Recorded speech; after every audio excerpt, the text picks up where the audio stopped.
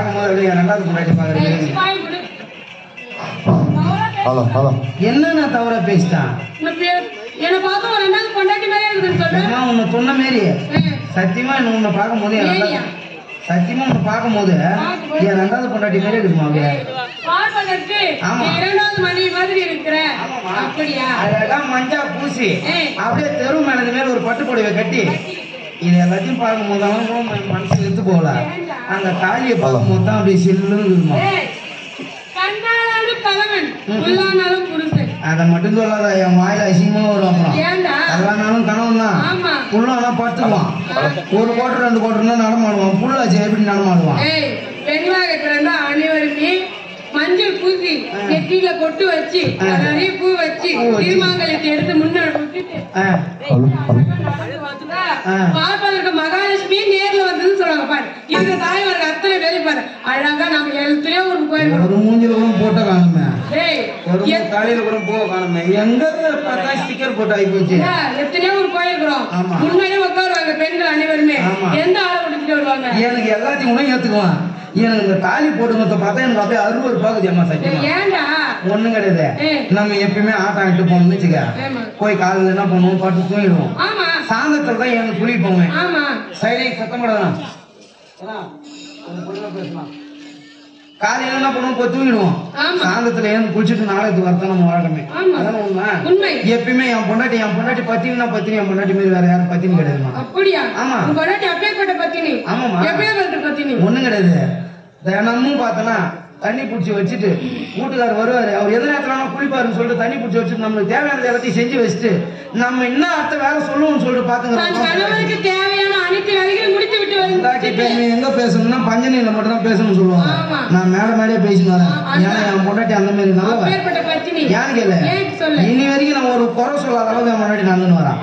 ஆமாமா, ஒண்ணும் கிடையாது. நேற்றே தான் ஒரே ஒரு குறை வச்சாலே. எப்பயுமே காலையில ஏந்து போய் குளிச்சுட்டு போய் படுத்துருவோம். திருப்பி சாயந்தரம் ஏந்து குளிச்சுட்டு வரது. பாத்ரூம்ல போய் பார்த்தா தண்ணி கிடையாது.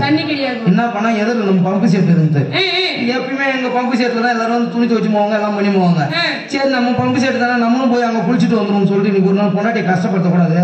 எல்லா நாளும் நம்மளுக்காக கஷ்டப்படுறாங்க.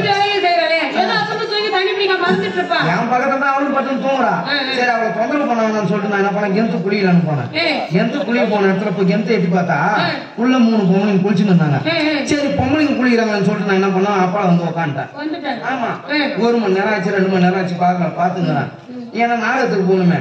சரி என்னதான் பண்ணிக்கிறாங்க இன்னும் சொல்லிட்டு என்ன பண்ண, நாமளும் மனுஷன் எவ்வளவு நேரம் கேட்கும். ஒரு பொம்பளைங்க குளிச்சுக்கிறாங்க, ஒரு ஆமை மனுஷன் எவ்வளவு நேரம். இப்பதான் நல்லவன் நினைச்சேன். பரவாயில்ல, பெண்கள் குளிக்கிறாங்க. குளிச்சது பார்த்தோம், ஐயோ பொம்பளைக்கு குளிக்கிறாங்க, அந்த இடத்துக்கு போகக்கூடாதுன்னு எடி வந்துட்டியா? ஆமாமா, எம்மா நம்ம குளிச்சுட்டே இருப்பாங்க. சரி போய் என்னதான் திருப்பி பண்றாங்க போய் பார்க்கலான்னு போறேன். 3 பொம்பளைங்க செஞ்ச வேலை அப்படியே என் பொண்டாட்டி வாழ்க்கையிலே வெறுத்தலாம் போல ஆகி போச்சு. அப்பேற்பட்ட வேலை. ஆமாமா, என்ன வேலை செஞ்சாங்க? ஒரு பொண்டாட்டி தாலிக்கு மஞ்சள் பூசிக்கிறாங்க. பெண்களாக பிறந்தா அனைவருமே திருமணம் ஆகிட்டு தாலிக்கு மஞ்சள் பூசுவது வழக்கம். மஞ்சள் பூசுவது வழக்கம் தான், இல்லைன்னு சொல்லல. ஆனா அவங்க எப்படி பூசிக்கிறாங்க தெரியுமா? எப்படி? ஒரு அக்கா தாலியில இருந்து தாலியை கழிச்சு கையில வச்சு பூசிக்குது. என்னடா சொல்ற? ஆமா, ஒரு அக்கா நம்ம வந்து எல்லாத்தையும் மோசம், எல்லாத்தையும் கழிச்சு காலில் போட்டு கேக்குது. என்னடா சொல்ற? இன்னொரு அக்கா என்ன பண்ணுது தெரியுமா? எங்க கிணத்துல சுத்து கிணறு இருக்குது, அதுல ஆணி அடிச்சு வச்சுக்கிறான். அந்த தாலியை ஒருத்த அந்த மகராஜ் அந்த ஆணியில மாட்டி காக்காடி வச்சுக்கிறது. இத பார்த்த உடனே எனக்கு செம வெறுப்பாய் போச்சு.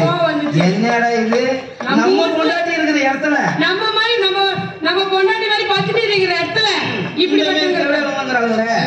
ஏன்னா கணவன் எப்ப சாகும், பேசக்கூடாது, தாலி எப்ப கட்டி போட்டு போலாம்னு நினைக்கிறவங்க பொழுது அவளுங்க அம்மா லூசு விட்டு தேசிக்கணும்னு வச்சுக்கோங்க. மஞ்சா ஏன்னா கழுத்துல மாட்டின்னு பேசக்கூடாதுடா, கழுத்துல மாட்டின்னு தேச கழுத்து வலிக்குமா, அதனால அவுத்து கையில மாட்டின்னு காலில் மாட்டின்னு தேசிக்கணும். பார்த்த உடனே எனக்கு டென்ஷன் ஆகி போச்சு.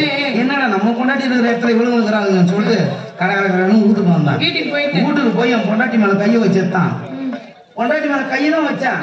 என் பொண்டாட்டி பேய பார்த்து வர்ற மாதிரி வர்றான். தாலி கட்டி வந்து அவன் மேல என் சுண்டு வரல பட்டது கிடையாது. 3 வருஷம் ஆகுது. ஆமாமா, சுண்டு வரல பட்டது கிடையாது. அப்படிப்பட்ட பொண்டாட்டி மேல கையை வச்ச உடனே என் பொண்டாட்டி என்ன பார்த்து பயந்து ஓடுறா. என்னடா இது நம்ம பொண்டாட்டி நம்ம என்ன பண்ணோம் ஏது பண்ணோம் இப்ப இப்படி பயந்து ஓடுறாளே. அவ பின்னாடி எது பேய் பூச்சி இல்ல பேய் சாட்டியா இருக்கும்னு சொல்லிட்டு அவ பின்னாடி நான் ஓடுறேன். என் பொண்டாட்டி ஓட நான் ஓட நீ ஓட உன் பொண்டாட்டி ஓட நாங்க ஓடினே இருக்கிறோம். எங்களுக்கு முன்னாடி எங்க வீட்டு நாய் ஒண்ணு ஓடிக்குது. ஏன்னா அந்த நாய் எதுக்காக ஓடுதுன்னா முன்னா நேற்று எலும்பு சோத்த துணிச்சு பழுது. எப்ப இதை துணுதுதான் நம்மளை தோத்துறாங்க பழுது நாய் ஓடுது. நாய் பின்னாடி என் பொண்டாட்டி ஓடுறான். என் பொண்டாட்டி பின்னாடி நான் ஓடுறான். இந்த நாய் எதுக்காக ஓடுது? இது எலும்பு சோத்த துணுன்னு தோத்துறாங்கன்னா இது ஓடுது. ஆனா நாங்க அதை தோச்சின்னு ஓடல. என் பொண்டாட்டி தோச்சு நான் ஓடுறேன். என் பொண்டாட்டி முன்னாடி ஓடுறா. இந்த நாய் ஓடிச்சு என் பொண்டாட்டி எல்லாரும் ஓடிங்கிறான். இந்த 3 பேரு குளிக்கிறதுக்கு முன்னாடி என் பொண்டாட்டி போய் குளிச்சுக்கிறா பழுது. குளிச்சுட்டு என்ன பண்ணிக்கிறா தெரியுமா? இந்த தாலியை ஊத்து வேலியில காய வச்சுட்டு வந்துக்கிறா பழுது. இந்த 3 பேருக்கு முன்னாடி போய் வேலியில காய வச்சுட்டு வந்தாலே இந்த நாயை நாங்க தோச்சு ஓடணும் போது இந்த நாய் கழுத்துல தாலி மாட்டின்னு ஓடுது. நாய் ஓட நாய் பின்னாடி என் பொண்டாட்டி ஓட என் பொண்டாட்டி பின்னாடி நான் ஓட இந்த நாய் எங்க போய் நிக்குது? சாங்கா காலில போய் நிக்குது. அங்க இவன் நாங்க போறதுக்கு முன்னாடி என்னால ஓட முடியல. என் முன்னாடி மின்னல் வேகத்துல பறக்குறான். அவ பின்னாடி நான் ஓட இந்த நாய் போயிச்சு போது தாலியை ஊத்தி அவனும் வச்சு குடிச்சிட்டு கிளம்பிட்டான். சரி தாலியில பொண்ணு எவன் தப்பா பேசுவானே அப்படின்ட்டு அங்க இருந்து அண்ணாக்கு ஒரு அவுத்து என் பொண்டாட்டி கழுத்துல கட்டி இட்டு வந்து வீட்டுல விட்டு வந்தான். இந்த தாலியை மட்டும் முன்னாடி போடாது தயவு செய்து.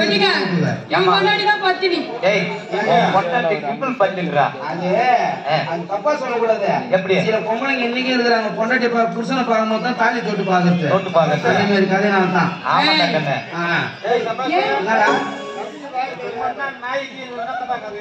அது ஒண்ணும் கிடையாது. ஆமா ஏன் அது பொட்ட நாயா இருந்தா நீ என்ன பண்ண போற? கெட நாயா இருந்தா நீ என்ன பண்ண போற? கெட நாயா இருந்தா போது கழுது நச்சு தோச்சிடலாம். ஏன்னா என் வீட்டு தாலி அது மாட்டும் போது அதுக்காக நாய் எடுத்து வந்து குடும்பம் பண்ண வேண்டாம். போட முட்டா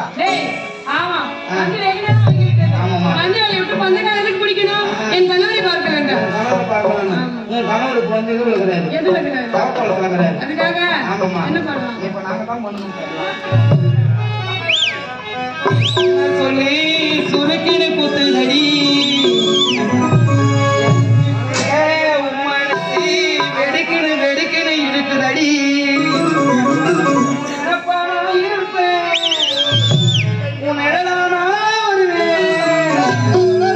உன் மனசும் உன் வயசும் இன்னைக்கு என்ன பாடப்படுத்துதடி. அந்த சோழ கொள்ளைக்குள்ளே அந்த வாழ தோப்புக்குள்ளே என்ன வசிய செஞ்சவர்